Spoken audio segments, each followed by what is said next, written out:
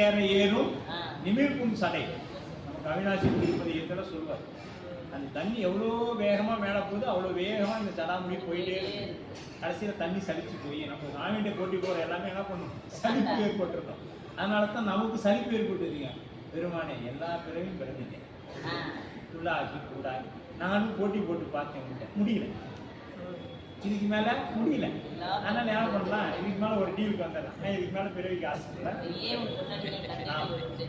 இது எல்லா பிறப்பும் பிறந்துட்டேன். நானும் ஓடி ஓடி பார்த்தேன், நீயும் விட்ட பாடு இல்லை. ஏன்னா நமக்கு அவருக்கு ஒரே போட்டி என்ன, நான் பாவத்தை செய்து கொண்டே இருப்பேன், நீ எவ்வளவு காலம் மன்னிச்சுருவ பார்த்துக்கலாம். இதுதான் நமக்கு அவருக்கு இருக்கக்கூடிய போட்டி. நான் வெறும் பாவமாவே பண்ணுவேன், நீ எவ்வளவு காலம் தான் என்னை மன்னிப்பேன் அப்படிங்கிற போட்டியில அவர் ஜெயிச்சிடுறாரு, மன்னிச்சுட்டே போயிட்டாரு.